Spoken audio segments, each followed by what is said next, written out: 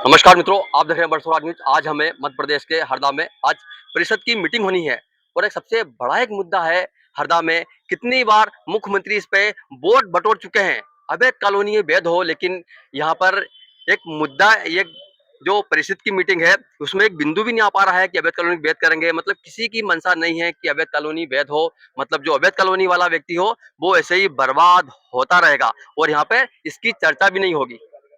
आज नगर पालिका में आज बैठक भी है हरदा के लिए, तो क्या ऐसी रैली है अवैध कॉलोनी के लिए निकलेगी? अवैध कॉलोनी बेहद आज के लिए आप कुछ पहल करेंगे? आपके लिए विषय तो है। जी, देखिए आज ही निकलने हाँ, वाली है। विषय है, हाँ, मैं मानती हूँ, लेकिन इसमें रैली निकालने की कोई आवश्यकता नहीं है। आज हाँ, आप क्या कर सकते हो अवैध कॉलोनी बेहद हो रही है, जैसा देखिए हमारा हाँ, मकान नहीं बन पा, हम बर्बादी हो रहे सुनिए हैं। सुनिए, हम एक आवेदन लेके हमारे मुख्यमंत्री तक जाएँगे, मुख्यमंत्री जी तक जाएँगे आवेदन लेके और उस पे हम कुछ विचार। पहल की गई अभी तक अवैध कॉलोनियों के लिए? पूरा पूरा बिल्कुल, हर जगह बिल्कुल, तो अवैध पहल ही है। पहले भी की गई थी और पहल अभी भी की जाएगी। ऐसा कुछ नहीं है, जिनके पास जो वैध कॉलोनियाँ हैं, तो जो वोट देने का अधिकार है, तो उन्हें मकान मिलने का भी अधिकार है। कोई गलत नहीं, वाजिब है ये आप लोगों की बातें। क्योंकि अवैध कॉलोनी के कारण अभी 900 आवेदन प्राप्त हुए थे, मात्र 85 बस 850 फेल हो चुके आवेदन। किस अवैध लिए? प्रधान आवास के? आवास के 800 मकान दिए ही नहीं आवास अवैध कॉलोनी देखिए वालों देखिए ने। देखिए, जो जैसे जैसे नियम आएंगे ना भाई साहब, क्या है, पूरा ऑनलाइन ऑनलाइन सिस्टम है। इसमें नए नए नियम आ गए हैं और जो नए नियम के आधार पर जो इसमें वैध होगा उसे मकान। अभी तक कितनी मीटिंग हो चुकी है परिषद की, कितने ही मुद्दे हो चुके हैं, मुख्यमंत्री चारों घोषणा कर चुके हैं कॉलोनी वैध हो, और इससे आधा हरदा इसको परिषद मीटिंग में क्यों लिया जाता? कारण क्या था परिषद की मीटिंग में नहीं लेने का? इसको सारे मुद्दे लेते हैं लेकिन अवैध कॉलोनी वाला मुद्दा लेते नहीं कभी है। तो क्या है कि अवैध कॉलोनी को वैध करने का जो नियम है वो शासन का नियम है और शासन की तरफ से ही जब आदेश होता है उसी के प्रकार नगर पालिका कार्रवाई करती है। बीच में मुख्यमंत्री जी के आदेश के ऊपर जो था नगर पालिका ने कार्रवाई करी थी, जितनी भी अवैध कॉलोनियां थी उसकी सूची बना के माननीय कलेक्टर महोदय को दी थी। वो कलेक्टर महोदय ने उसके ऊपर आदेश भी जारी करा था और न जो न्यूज़पेपर रहते न्यूज़पेपर में उन कॉलोनियों की सूची भी जारी हुई थी। लेकिन उसके बाद जैसे ही अभी न सरकार हमारी चेंज हुई, अभी हमारे जो मुख्यमंत्री मोहन यादव जी बने और नगरीय प्रशासन मंत्री जो अभी कैलाश विजयवर्गीय जी हैं, उन्होंने ये पूरी जो प्रक्रिया है पूरी रोक दी और अवैध कॉलोनियों को वैध करने का जो माननीय शिवराज सिंह ने नियम लाए थे उस पर पूरी रोक लगा दी और अब अवैध कॉलोनियां ही रहेंगी, उनको वैध कॉलोनी नहीं की क्या जाएगी। एजेंडा पूरा फिक्स होके भोपाल से आता है कि आपको क्या बात करनी परिषद में? नहीं, एजेंडा जो रहता है वो नगरपालिका सीएमओ और नगरपालिका अध्यक्ष जो है वो मिलके बनाते हैं और उसके अंदर अगर कोई पार्षद को अपना विषय देना है, अगर उनको समझ में आता है तो वो विषय लेते, नहीं तो वो नहीं लेते तो हैं। आज तक अवैध कॉलोनी को उसमें रख क्यों नहीं पाया? वो जब खुद ही लेते हैं निर्णय, खुद का लेना निर्णय है, तो ये किसी पार्षद ने भी क्यों नहीं बोल पाया कि हमको ये नहीं, हमारा पार्षद ये होना उनका चाहिए? तो बोलते हैं कि वो तो पार्षद जो भी रहेगा वो अपनी कॉलोनी के लिए, अपने वार्ड के लिए बोलता है, लड़ता है। लेकिन क्या है कि इनकी जो भूमिका है, इनको नगरपालिका अध्यक्ष और सीएमओ को इन विषयों के ऊपर खुलकर चर्चा करनी चाहिए, क्योंकि अवैध कॉलोनियां जितनी भी रहती हैं उसके अंदर जो नागरिक रहते हैं उनको भी सुविधा का जो है ना, जो सुविधा रहती है उनको मिलना चाहिए, उनका हक हैगा। लेकिन क्या है कि प्रशासन कहीं न कहीं इस नियम में क्या लापरवाही बरत रहा है और आम लोगों की जो समस्या है उसको हल करने में विफल रहा है। क्या आज ये बात कर सकते हैं यहाँ पे नगर पालिका मंत्री अवैध कॉलोनी की? भैया नहीं, अवैध कॉलोनी जिसने बर्बाद की वो मकान कैसे बना है? परमिशन उसकी व्यवस्था क्या होगी? क्या उसकी जीवन में उनका वैसे ही रहेंगे वो? देखिए वो तो क्या रहता है कि कॉलोनी एक्ट के नियम के अंदर आता है और अवैध कॉलोनी में जो मकान लेते हैं वो उनको भी। यदि टैक्स नहीं भरा, हम पर डबल ट्रिपल पेनाल्टी लगाते हैं, तो क्या इन पे पेनाल्टी लगा? तो फिर प्रशासन क्या कर रहा था फिर ये कॉलोनी नहीं, लाने के ऊपर? बिल्कुल कॉलोनाइज़र के ऊपर कार्रवाई होनी चाहिए और कहीं न कहीं ये सेटिंग के तौर पे ये काम देखा जाता है। ये सब अधिकारी भी कॉलोनाइज़र से मिले हुए रहते हैं। आज भी आप देखेंगे राज्य एक्सप्रेस में है ना, यही अवैध कॉलोनियों को लेके है ना खबर लगी है। प्रशासन को पत्रकार बार-बार उनको बताते रहते हैं कि ये अवैध कॉलोनी है, लेकिन ये कार्रवाई नहीं करते। ये इनकी खुद की विफलता है, ये सरकार के अधिकारियों की विफलता है, माननीय कलेक्टर महोदय की विफलता है। इनको कार्रवाई अवैध कॉलोनियों पे करना चाहिए। क्या देश का दुर्भाग्य है कि संसद में अभी तक गाय पे चर्चा नहीं हो पाई, नगर पालिका में अभी तक अवैध कॉलोनी पे चर्चा नहीं हो पाई है? क्या देश का दुर्भाग्य यही है क्या? बिल्कुल, भाजपा जो है हमेशा राजनीति करती है गाय के ऊपर, गाय हमारी माता है और उसी के ऊपर पूरी राजनीति इनकी केंद्रित रहती है और वही गाय के ऊपर पूरा उसका तिरस्कार करती है और आप देखेंगे पूरे रोड उन पे विचलित रहती है। आप अभी यहाँ पे अपनीगंज वाला ना ये मुद्दा उठाया गाँव का, गाय का, और है ना आपने देखा होगा जितने भी कचरे के ढेर लगते हैं उसमें ही पूरी जिनकी मृत्यु हो जाती है। गाय उनकी उनको कचरे में फेंक दिया जाता है और लड़ती वहाँ रहती पे है। सड़ती रहती है और ना कौवे ये सब नोचते हैं उसको, खाते हैंगे।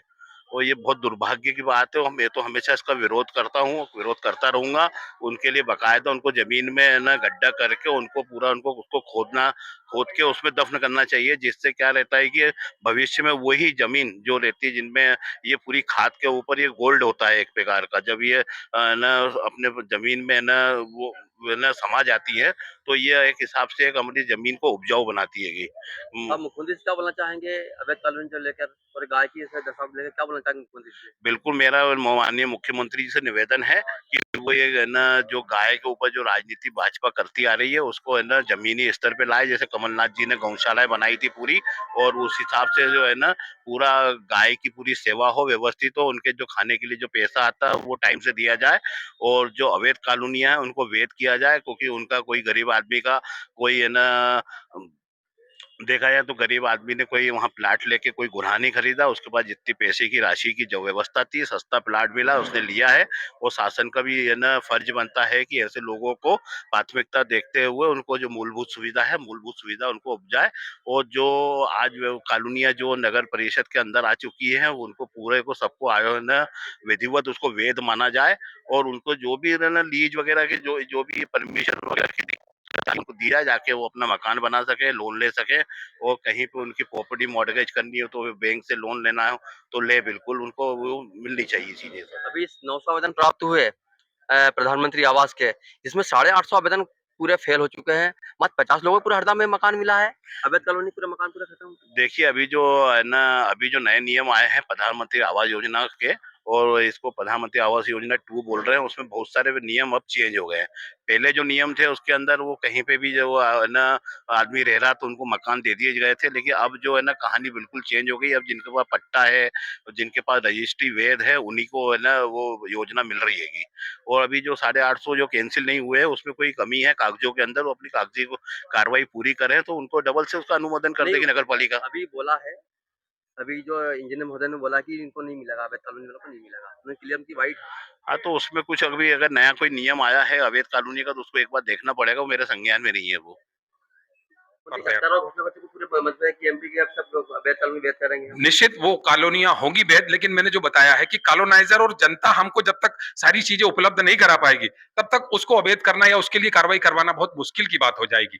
क्योंकि कॉलोनियों में किसके पास प्लॉट है, कहाँ नाली है, कहाँ स्ट्रीट लाइट है, कहाँ कोई व्यवस्थाएं नहीं है, वो जब तक पूरी हैंडओवर नहीं होगी तब तक नगर पालिका सोमोटो नहीं कर पाएगी। सबसे एक बड़ा प्रश्न ये भी है कि दोनों टैक्स बराबर दे रहे, वैध वाला टैक्स बराबर दे रहे थे, हम अवैध में है, मैं अवैध में हूँ, अ, टैक्स उस दोनों बराबर है। टैक्स तो चूंकि नगर पालिका के उसमें आ रहे हैं, टैक्स जमा कर रहे हैं, बहुत अच्छी बात है, लेकिन उसके पर्पस में सुविधा भी लेना चाह रहे हैं। तो मैंने जैसा भी बताया कि जो भी कॉलोनाइजर है या जो भी व्यक्ति वहां जवाबदार व्यक्ति है उससे कॉलोनी को हैंडओवर कराए। उदाहरण, हाँ। छोटा सा उदाहरण, यदि मैं वैध कॉलोनी होता तो मेरा ब्याज 7% लगता और जी। मेरे पे ब्याज 19% लग रहा है। बिल्कुल बिल्कुल बिल्कुल। अवैध बहुत सी अवैध कॉलोनियां हैं जिसमें लोन सैंक्शन नहीं हो रहे हैं, और बहुत से लोग हैं जिनको आवास के लिए होम लोन और शासन की योजनाओं का लाभ। निश्चित ये दुविधाएं आपके लिए है, और इसके लिए आपने आज जैसे अवगत कराया, निश्चित मैं अगली जो बैठक होगी उस बैठक में अवैध कॉलोनियों के लिए जो भी जितना तत्पर नगर पालिका से हो पाएगा हम प्रयास करेंगे। हम कॉलोनाइजरों को नोटिस 100% बनेंगे, हम कॉलोनाइजरों को नोटिस जारी करेंगे कि आप शीघ्र अतिशीघ्र अवैध कॉलोनियों को वैध कराने के लिए अपने तरफ से सारी दस्तावेज और सारी जो प्रोसेस है वो पूरी करें। बस अवैध कॉलोनी मुद्दा उठाया क्या आज परिषद की मीटिंग आज उठाएंगे का अवैध आज कॉलोनी का मुद्दा? विषय रखा है या नहीं ये अभी मैंने देखना है, और उसके बाद पता लगेगा कि उस विषय पे क्या होना है। क्योंकि हरदा हरदा परेशान अवैध कॉलोनी से परेशान होना चाहिए वैसे। वैध होना चाहिए। हाँ जी।